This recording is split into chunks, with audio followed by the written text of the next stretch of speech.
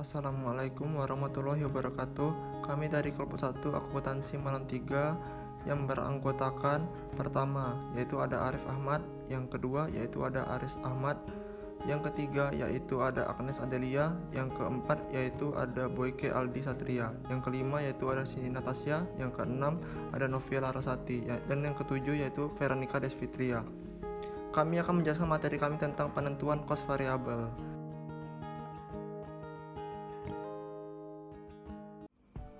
Pertama, definisi harga pokok variabel. Penentuan harga pokok variabel atau variable costing merupakan metode penentuan harga pokok produk yang membebankan unsur biaya produksi yang bersifat variabel saja. Unsur biaya produksi bersifat tetap diperlakukan bukan sebagai harga pokok produk melainkan sebagai unsur biaya periodik. Biaya periodik adalah biaya yang lebih erat hubungannya dengan periode akuntansi daripada dengan produk yang dihasilkan, dan umumnya biaya periodik bersifat tetap.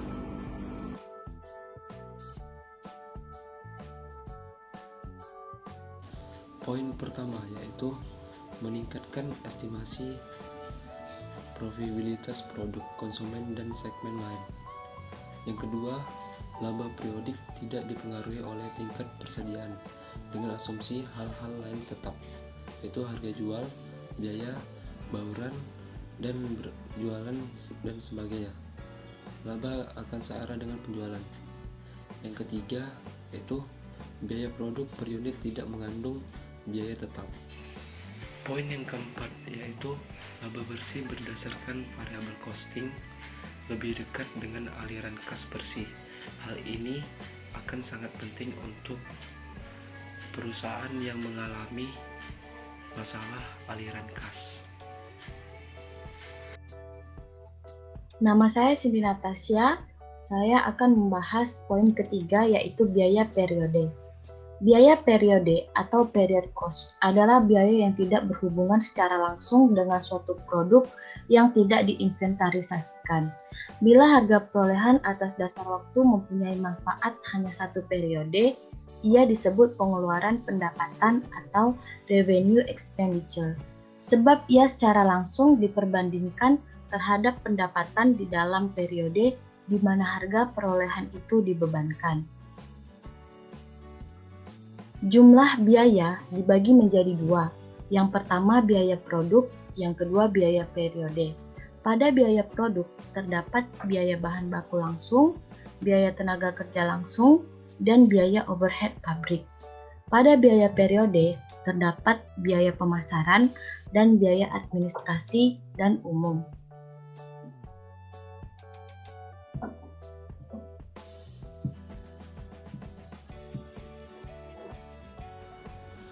Keunggulan metode variable costing. Yang pertama yaitu alat perencanaan operasi. Rencana operasi atau rencana anggaran meliputi semua aspek operasi di masa yang akan datang yang dirancang untuk mencapai sasaran laba yang telah ditetapkan. Dengan variable costing lebih mudah menghimpun data untuk perencanaan laba yang telah ditetapkan.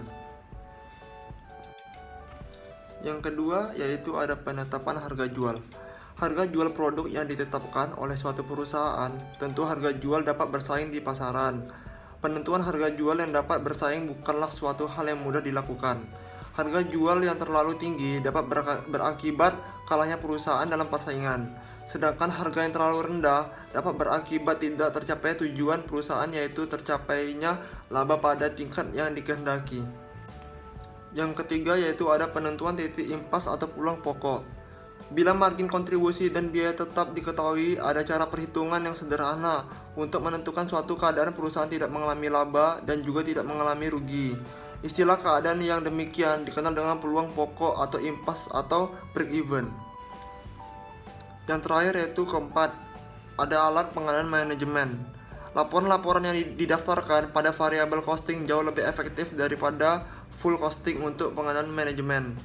Hal ini disebabkan oleh karena laporan-laporan tersebut dapat dihubungkan secara lebih langsung dengan sasaran laba atau anggaran dalam periode yang bersangkutan. Penyimpangan dari standar yang ditentukan dapat lebih mudah diketahui dan lebih cepat dibetulkan. Selain itu, dengan variabel costing dapat ditunjukkan dengan jelas tanggung jawab sesuai dengan garis organisasi. Prestasi individu dapat dievaluasi dari periode yang berjalan. Kelemahan yang pertama yaitu kesulitan dalam pemisahan biaya tetap dan variabel untuk dapat diterapkan variabel costing. Biaya semi variabel harus dipisahkan ke dalam biaya tetap dan biaya variabel. Secara teoritis memang tidak sulit, namun dalam praktiknya tidak sepenuhnya dapat diterapkan. Yang kedua, tidak dapat diterima untuk pelaporan ekstern dalam prinsip akuntansi Indonesia 1984 atau Ikatan Akuntan Indonesia. Disebutkan bahwa harga pokok barang yang diproduksi meliputi semua biaya bahan baku langsung yang dipakai, upah langsung serta biaya produksi tidak langsung, dengan memperhitungkan saldo awal dan saldo akhir barang dalam pengolahan. Hal ini berarti bahwa untuk perhitungan dan pelaporan biaya produksi didasarkan pada konsep full costing. Yang kelima, penentuan harga pokok produksi. Penentuan harga pokok variabel ditunjukkan untuk memenuhi kebutuhan manajemen dalam memperoleh informasi yang berorientasi pada pengambilan keputusan jangka pendek, yaitu A. Membantu manajemen untuk mengetahui batas kontribusi atau contribution margin yang sangat berguna untuk perencanaan laba melalui analisa hubungan biaya volume laba atas cost profit volume, dan untuk pengambilan keputusan atau decision making yang berhubungan dengan kebijaksanaan manajemen jangka pendek. Yang B. Memudahkan manajemen dalam mengendalikan kondisi-kondisi operasional yang sedang berjalan serta menetapkan penilaian dan pertanggungjawaban kepada departemen atau divisi tertentu dalam perusahaan. Assalamualaikum warahmatullahi wabarakatuh. Saya Novela Rasati. Di sini saya akan membahas tentang poin yang keenam, yaitu perbandingan harga pokok, variabel costing, dan full costing. Yang pertama, perhitungan harga pokok produksi yang berbeda. Kedua metode ini sama-sama mengikut sertakan bahan baku, beban tenaga kerja langsung, dan beban overhead pabrik. Perbedaannya, metode full costing ini menggunakan beban overhead pabrik tetap dan variabel. Sedangkan di variable costing hanya mengikut sertakan beban overhead variabel saja. Beban overhead pabrik sendiri merupakan biaya produksi yang tidak termasuk dalam bahan baku dan beban tenaga kerja langsung. Menurut perilakunya, ada dua golongan beban overhead pabrik, yaitu overhead pabrik tetap dan variabel. Yang kedua, pelaporannya pada laporan laba rugi. Dari segi pelaporan juga ada perbedaan antara metode full costing dan variable costing. Jika menggunakan metode full costing, biaya overhead akan dilaporkan jika produk sudah terjual. Sedangkan dengan metode variable costing, baik produk terjual atau tidak, maka biaya overhead akan tetap dilaporkan sehingga pos pendapatan perusahaan akan berkurang. Yang ketiga, pelaku biaya periode. Dalam metode full costing, biaya periode dianggap sebagai biaya yang tidak berhubungan dengan biaya produksi, namun tetap mengurangi laba perusahaan. Biaya periode menurut metode variable costing ikut dibebankan dalam produksi.